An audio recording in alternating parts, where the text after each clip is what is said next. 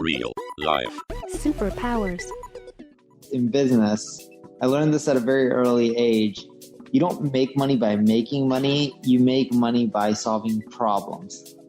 If you can solve problems, your solution's good, it's quick, easy to use, ideally affordable, you can do well. You don't have to innovate. You just have to solve problems. Hey everyone! With millions of followers across the world through his blog, podcast, marketing school, and social channels, it's very unlikely you're not familiar with the work of today's guest. Neil Patel is a New York Times best-selling author, named top influencer on the web by the Wall Street Journal, one of the top 10 marketers in the world according to Forbes, recognized as a top 100 entrepreneur under the age of 30 by President Obama, no less, and recognized a top 100 entrepreneur under the age of 35 by the United Nations. Entrepreneur magazine says he created one of the top 100 brilliant companies out there. He's the co-founder of Crazy Egg, Hello Bar, and KISSmetrics. He helps companies like Amazon, NBC, Microsoft, Airbnb, Google, General Motors, Salesforce, HP, and Viacom grow through marketing. Real life. Superpowers.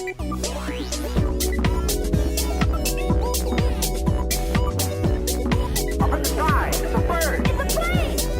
Gentlemen, we can rebuild him. We have the technology. It's alive! Real life. Superpowers. Neil, welcome to Real Life Superpowers. Thank you guys for having me. It is such an honor. I'll start with my usual question, which is, what are you up to these days? Just building my ad agency, Neil Patel Digital, and working on my software projects, Uber Suggest. Which I personally use, and I know many other marketers do. Thank you. Let's take a step back because, these days you're like the hot shot, you're the success story, you've been endorsed by Obama, by probably every tier 1 publication in the world. You're on the top of your game. And how did it all start? Like, I know that you started your own business when you were 16 and you had a need for marketing. And then you realized you're not getting any answer to that need for you were basically trying to find a solution for yourself because other solutions just weren't cutting it. And that's one angle of the story. But I'm also curious, you were 16, other people were playing basketball or whatever at school, and you were starting your own business. So tell us about that a bit. Yeah, I grew up in middle-class America, and I just wanted a better life. And I couldn't qualify for any high-paying jobs. So I decided to be an entrepreneur because I didn't know any other way to make more than $5-6 an hour other than being an entrepreneur, because all the jobs I would apply for, that's what they would pay 16-year-olds. And then over the years, I learned entrepreneurs is really tough. It's not that easy to succeed. But just years and years of being persistent and keeping at it, eventually I figured it out and I've done okay. You said you were in middle class and you had to make the money. Why would you have to make the money? What was so bad? I didn't have to. I was lower middle class. I just wanted a better life. Why? I just wanted it. I saw people around me. See, because the area I grew up, we grew up in the middle class area of a rich county or city. And you would see people with fancy things like a BMW or Mercedes. And as a kid, I wanted some of those things. I eventually learned they're useless and you don't need them.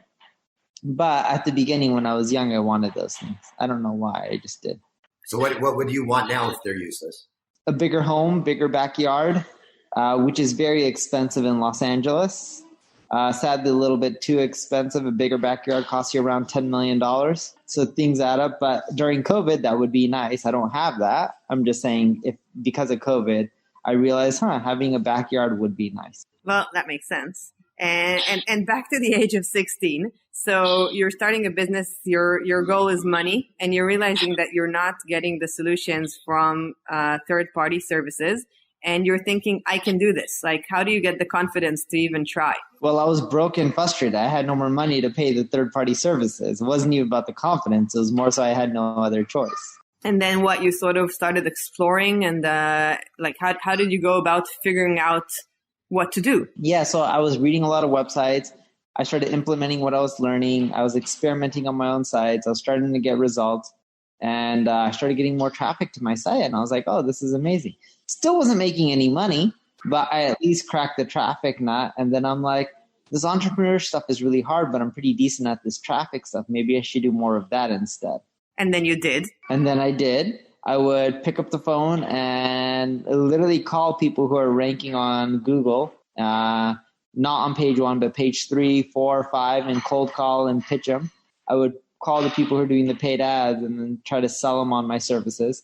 Some of it I would do performance-based. Some I would offer a guarantee. Some I would say I'll do work for free for a month, and if you like it, then pay me after. I was trying to do whatever just to get customers. And this is in high school. Correct, yes. So I'm guessing like what's the ratio of hearing no to yes at this stage? I don't know the ratio, but it was really bad. It is almost everyone said no or ignored you. So how did you know you were good at it? I didn't know I was good at it other than I got traffic to my own website. I'm like, I did this for my own website. I can do this for anyone. I was more naive than knowing if I was good at it or not. And it didn't sort of throw you back to hear all those no's? Did you just keep going? No, because I look at it this way. If I call a lot of people and I pitch them a service, if they all say no, what's the worst case that happened? Wasted some time, didn't really lose any money. I was still where I am today or at that time. If someone said yes, I would have a better life and I would make more money. The worst case scenario, the no, I had nothing to lose. Because you already had the no. Yeah, like if I got a ton of no's, make no more money, be in the same place, instead of playing basketball, I wasted a few hours each day. I'm sorry. I love your humility, but I'm looking for something here, which is, what's not logical is not logical. So there's something about what you said. You said, I brought traffic to my own service, and I said, wow. So there's something about the self-reliance here that I feel that is more powerful than what you think. Like you said, I couldn't get more than $5, so I had to find something else. I wasn't good at traffic, but I did find the site. And there's twice that the difference is you're saying you want money, but you're not, but you're looking a little more of like seizing, in my opinion. I don't know, I'm hearing this, so tell me if I'm wrong, but you're looking to have more power on what you're doing. Like you were empowered by having traffic in the site.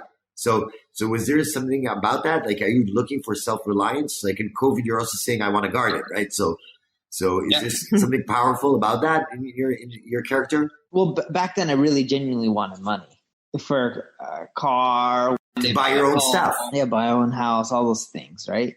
But I don't know if there was much self-reliance other than I genuinely thought I was good at it. Because to do SEO and marketing for one site was no different than doing it for other site. It didn't matter what industry, the principles and the concepts were the same. And I was getting good at it, and I was getting results fast, and I was getting results faster than the people I were paying that were well known in the space at the time. So that's what led me to realize that, hey, I can do this for other people and probably better and probably cheaper. Because I know what the people were charging me, and I'm like, I can do it at a fraction of the cost, get better results, and let me just do it for free for them for 30 days because if they're not happy, they didn't lose any money, and if I did good, then they'll pay me and I'll be happy as well. But that's another like best practice that at 16 is pretty impressive to sort of identify, like the whole sort of freemium. Like, let's try, let's see what you get. Those are things that businesses evolve and the confidence. And okay, fine, you did it for your own website and it worked. It's still very impressive to be able to sort of go into the landscape of, the adults who are running their own businesses and offer your services. It's almost cheeky. And yet it worked, right? It worked.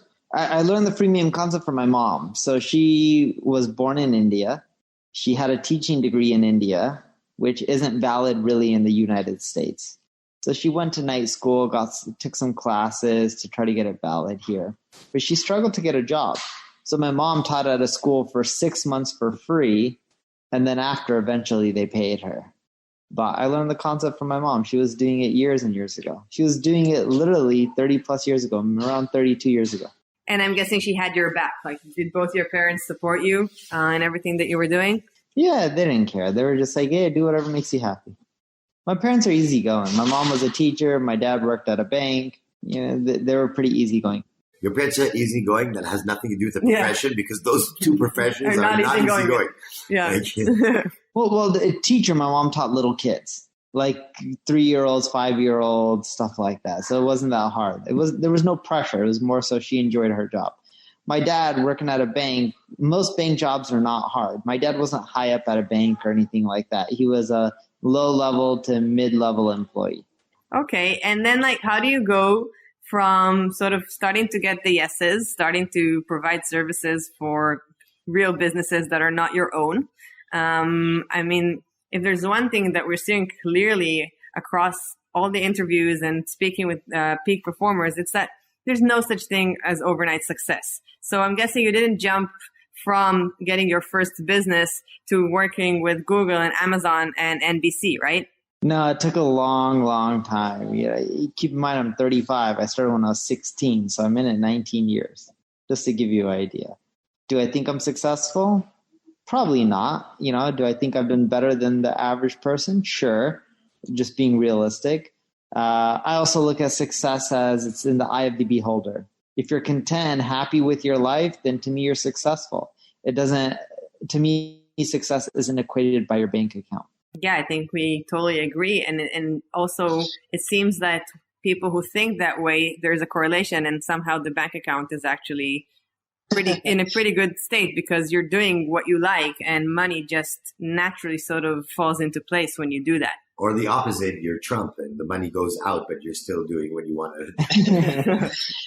And then the other thing too that I've quickly learned is in business, I learned this at a very early age. You don't make money by making money. You make money by solving problems.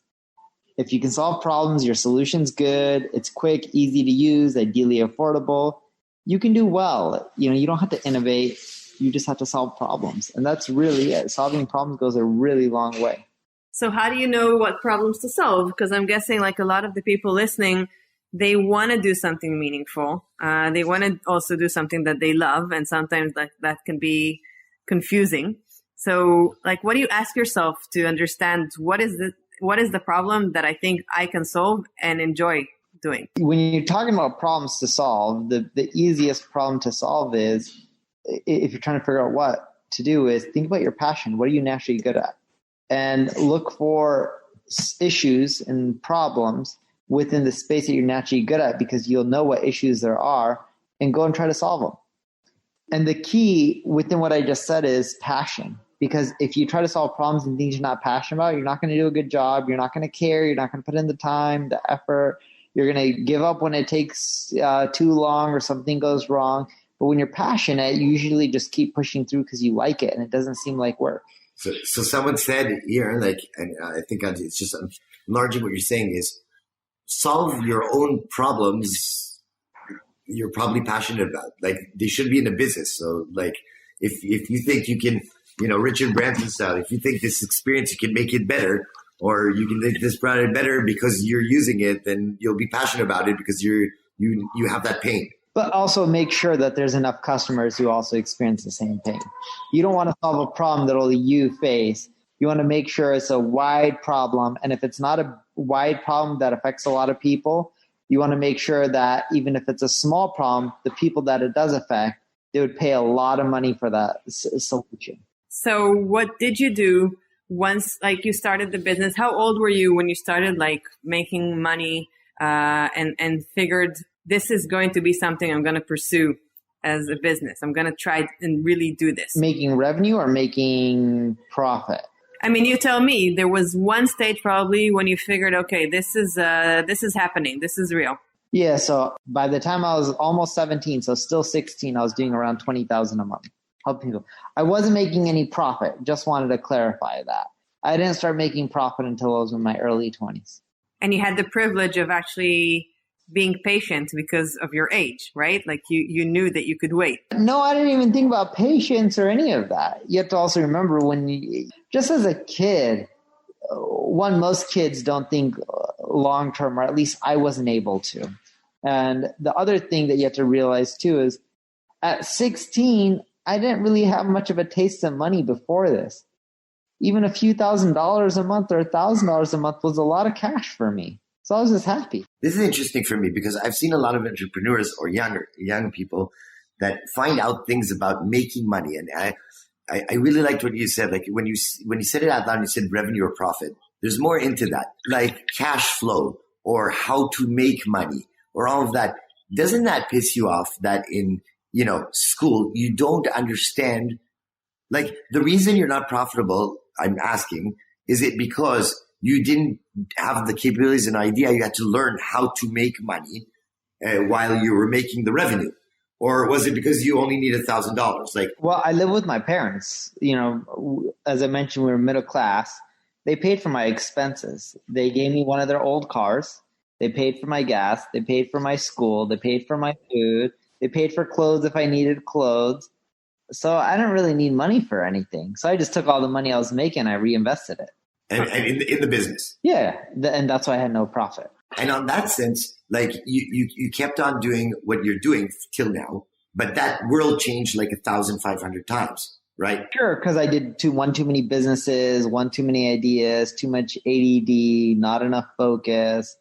You learn these things over time, right? It's better to have one big business than just to try to do every bright idea that you see, and just focus goes a long way. So was there like a stage where you figured, when things got a little difficult and, all this ADD and trying to do a few things at the same time and things were rough, did you at any stage think of giving up and maybe going to work for someone or take like the traditional path? So many times, because there's so many times I was in debt, like $500,000, $1 million, just borrowing money to keep doing more and more things from family members. So, but yeah, there are so many times I wish I didn't do a lot of these things. So what kept you going? Well, I was still too young at the time when I was in debt, so I couldn't get a high-paying job.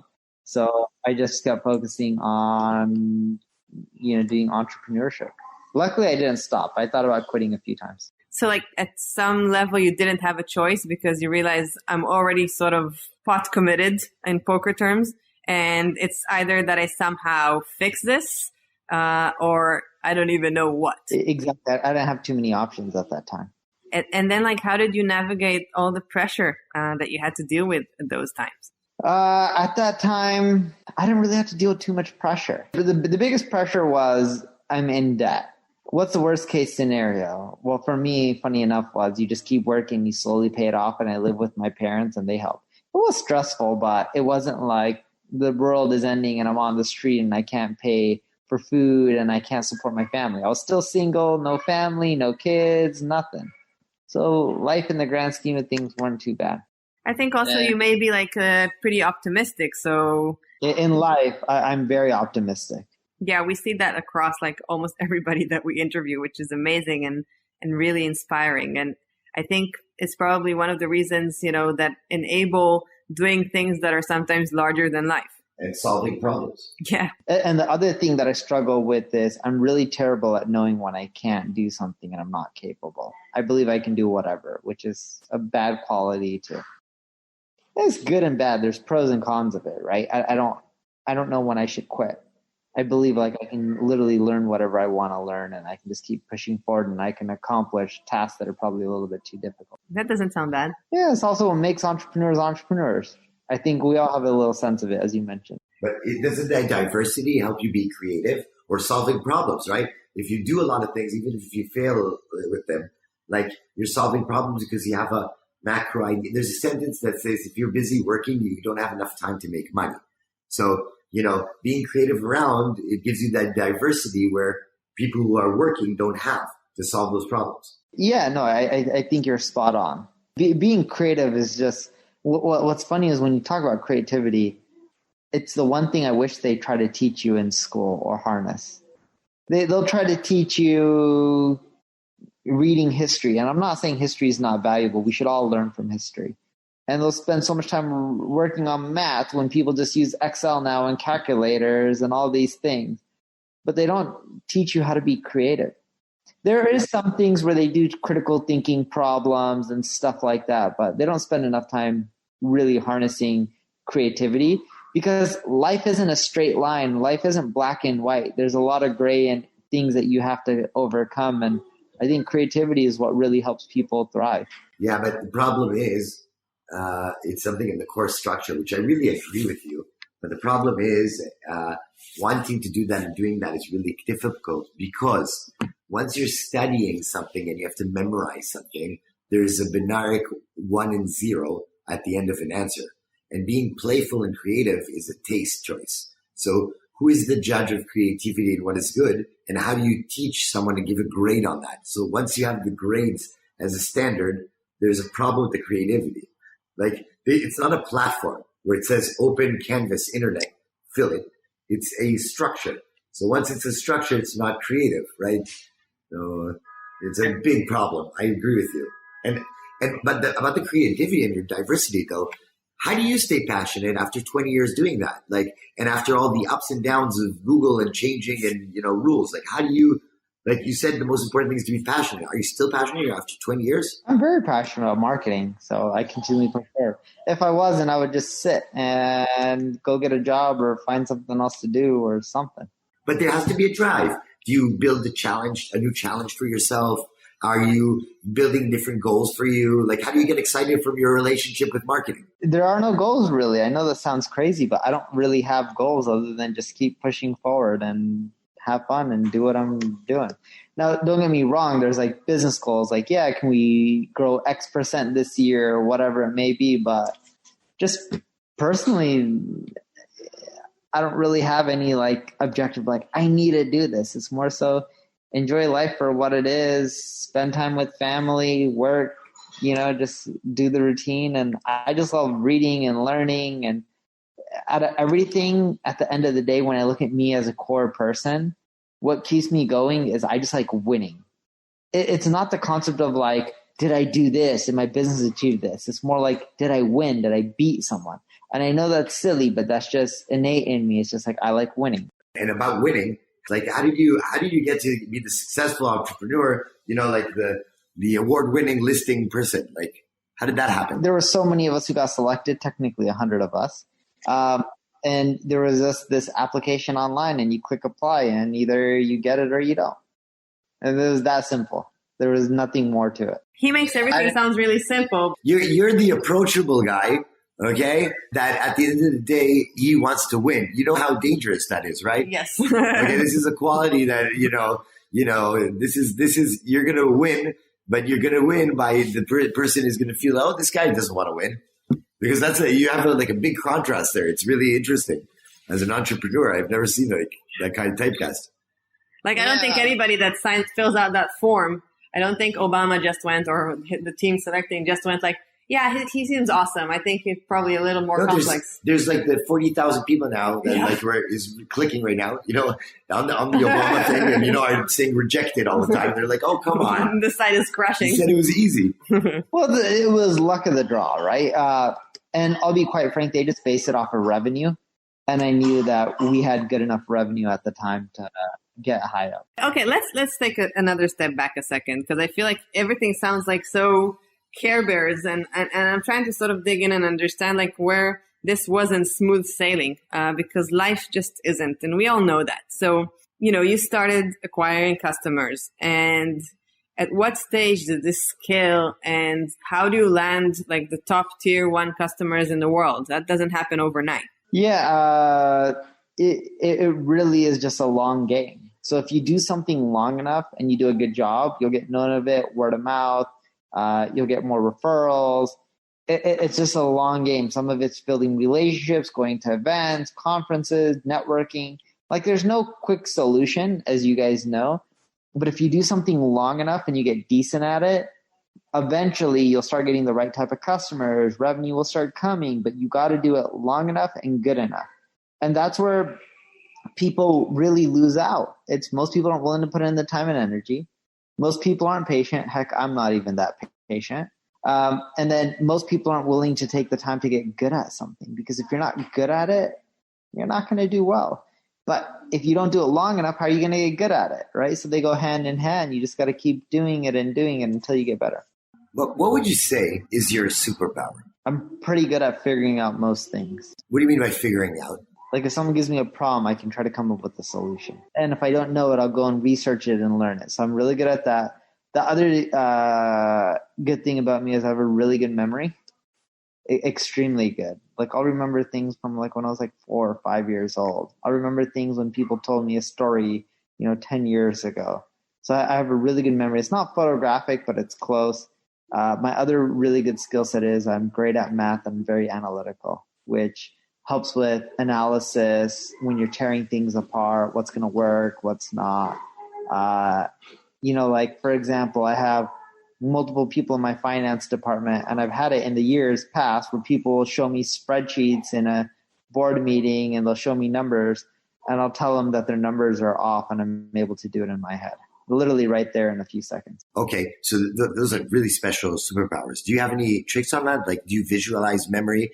Do you benchmark numbers and memorize the benchmark, or are you just naturally amazing at that? I don't know if I'm amazing at it, but I was naturally decent at it. Okay, so if you're naturally decent in it, and in school you said that you weren't, you didn't find anything that you were extra good at or decent enough in, correct? I was good at mathematics, physics, sciences, stuff like that. I did terrible in English, history, Spanish, all that kind of stuff. Didn't do well at. I did really well in the math side. And so, on that sense, what would be your kryptonite? My kryptonites don't have the best grammar, English skills, even though English is my first language. What other skills do I lack? I'm a terrible manager. I wanted to ask you about that. Like, I had a hunch. Like, is it micromanagement, or do you just not have patience? Like, what are the dynamics on your team? I have a lot of issues. I'm not a good micromanager. I'm not a good manager overall. I don't manage a ton of people because I just suck at it. I don't like training. I don't like teaching people like how to do something. I'm just like, I'll just do it faster. But you do teach them like on stages, and you educate millions. Sure, which is funny because I can do that, but I can't teach people one-on-one. I'm terrible at that. Because you're impatient? Correct. One of my biggest issues is patience. Now, luckily, I have a child now, so I'm learning to be a bit patient, but I'm still not good at it. Oh, you'll be good. You'll be great at it. As long as you love that child, because I can't go into that. But I promise you, no, I love the child, but I'm bad at a lot of things. Like even with my child, yesterday she bit my wife. So then I'm like, I'm going to put you in timeout. I put her in a box, and the top was open, but she was sitting in a box. Is this a child or a puppy? Child. I'm kidding. So like I have this cardboard box that she sits in, and I push her around because she likes sitting in there. So, and it's a big box, and she can't climb out of the top. And then, she colors on the inside of it, so she likes playing with it. But I put her in there in timeout yesterday because she bit my wife. And I'm like, she needs to learn. This is the third time. But she started crying, and within like 5 seconds, I take her out. I'm not that strict parent. I don't have when it comes to disciplining or doing stuff that I should do as a dad, I'm bad at that. I'm good at the playing side. I'm good at reading to her, educating. But I just don't have the patience for, hey, let me put on your clothes and sit there for 10 minutes and struggle. Like, I don't have the patience for that. But is it patience, or are you just playful? You don't have patience because it's more fun to do other things. That's true. I can go on a walk with her for 30 minutes every day, and I love that. I just don't like the concept of me sitting down with her and doing the stuff I don't like. Like, I know this sounds bad, but I haven't changed a diaper still today. And she is 17 months old, if I had to guess. If I had to guess, that's funny. But I think it's like a theme because it's the same. I think you probably choose the team that you surround yourself with, and it's the same with the family. Like, you make sure you're able to be the best version of yourself and to do only what you like, and you surround yourself with the people who are able to do what you don't. And I'm guessing it turns out healthy. I'm guessing there's value in what you bring to the table. Correct. And I'll do certain things, like I pick up my daughter every morning when she wakes up, and I feed her breakfast. And it's my time with her, uninterrupted, no work. She likes waking up around 5, 6 o'clock. I'm up before then anyways. And it's just something that her and I do, no distractions, no emails, no work. And I get to play with her, have fun. And this morning she woke up from the crib and she's just like Loca Loca, which means she wanted to hear the song Loca. Loca Loca on Turbo, yeah. So I played that song, fed her some cereal, read her some books. When I feed her cereal like Cheerios, I count how many Cheerios are. I brushed her teeth with her in the morning. It's like things like that. You are right. I think at the end of the day is if I like something, I'll have the patience for it. If I don't like something, I have no patience for it. But I think that's going back. I'm sorry, because this is not my job, but the self-reliance thing is really strong with you. Doing things that you like with whom you like is the same thing as the attribute you're looking for as a child. Like, it came back again. because you're actually saying it's not a patient's putting in the box. It's like no one decides for me and I do what I want. And if I do that, I actually have a lot of patience and a lot of discipline. So it's not your kryptonite. Your kryptonite is that you only want to do things that you enjoy. And sometimes there's diapers that you have to clean, which is not enjoyable. And I know what I'm good at. Like, I don't have a stomach for diapers. I just don't have the stomach. You can be good at that, though. It's not that I don't want to help. I'll help my wife. It's just I don't have, if it smells bad, I'm going to get sick. Just like when my wife was giving birth, without getting into many details, the doctor's like, come and pull out the baby. I'm like, no, thank you. I turned away and I'm like, this is your job. I'm not good at this, right? Like, I just know. If you had to, you would. Sure, if I have no choice, I would. But what's the point of having a doctor? Like, I just know I don't have the stomach. What's the point of having a doctor? Love it. Yeah, like, this is what they're getting paid for. Sure. But I think, like, to be serious for a second, like, I know you're presenting it all chill, and I get your angle completely. But I feel like it's the same with like annoying customers, but ones, that you still want to work with, because, when you balance everything, you still want to work with them. So, you're going to avoid things that you don't want to do if you can. That's why I have an amazing team, so I don't have to deal with the annoying customers. And no offense, you're not going to have perfect customers when you have hundreds of them. And that's okay. And you know what? Even if a customer is irritating to you, they have a right to be. They're paying you. They can do whatever they want. Now, if you don't like it, you don't have to take their money, but that's the reality of this. But going back to what you guys were saying earlier is I have very strong self-awareness. I know what I'm good at. I know what I like. And where I'm weak at, I just go and find other people. And when you're a little kid, people tell you this, that you can do everything. And even though I have this, I wouldn't call it God complex, but that complex where I believe I can do most things, just in reality, when I don't like something or I think someone's better than me at it, I go find the person and hire them. And then I'll go learn from them. And I believe I can get better than them, which sounds bad, but that's the mentality I have. That's actually the truth. So thank you for telling us that what every successful person does just doesn't tell it honestly. So no, but there's there's this thing called the Dunning-Kruger effect. Have you heard of it? I have not. Okay, so it basically means that sometimes people think they're better than what they actually are. And that's me. So, and the other end of the coin here is the imposter syndrome. So, some people on the other end of the scale, and I guess we all feel like sometimes we're on that end too. Maybe you don't, but a lot of people sometimes feel the imposter syndrome. And then the idea is to strike the balance and understand when you're leaning towards the Dunning-Kruger effect and when this is imposter syndrome, and just find the balance where you're at your best and where you can add the most value. And then, let other people do the stuff where you're not at your best. Yeah, like I know if I was going to play basketball, I'm not going to be the best. I know I'm going to be terrible at it. At the same time, no matter how much I practice, I just don't have that physical ability in my body. But at the same time, I know there's certain things that I'm just amazing at. And sometimes I have a bit too much arrogance that I can learn and get good at it. And even if I know I fail and I'm not the best at it at the short run, I believe I just keep doing it and learning it, I can get better than most people. But that's what makes entrepreneurs. And I think that's the skill that a lot of them need to have, sadly. Now on that sense, the most important thing is you have the confidence and you're like 20 years into entrepreneurship. That means, that's in like, the new generation, that's like 340 years. You're like Gandalf in entrepreneurism in the internet. So the question is this: I want to summarize everything and, be respectful for your time and just understand one thing. If you would go back either to other entrepreneurs or to yourself when you're starting off, what would be the one tip that you would think would be a game changer? The Marty McFly going back into DeLorean and giving it to yourself. What would it be? This is a silly one, but it would be focus. I know if I focused, I would have my companies would probably be 4 or 5 times the size. Focus is just, people take it for granted, but if you just do one thing and you do it extremely well and you do it for a long time and you're in a big enough market, you'll build a huge business. And I think that's a big mistake. And that was actually the second thing I would tell myself is pick big TAMs. There's some times where I created businesses that were in small markets. And it doesn't matter how much effort you put, a small market is a small market. And what I learned over the years is to build a business in a small market and to build a business in a big market, it takes almost the same amount of effort. So might as well go after the one with the big TAM. Love it. That is so important. Very practical. Love it.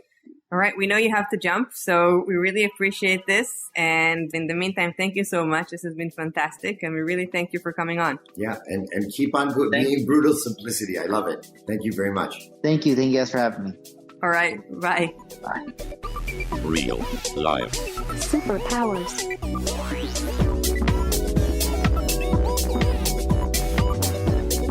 Up in the sky, it's a bird. It's a plane.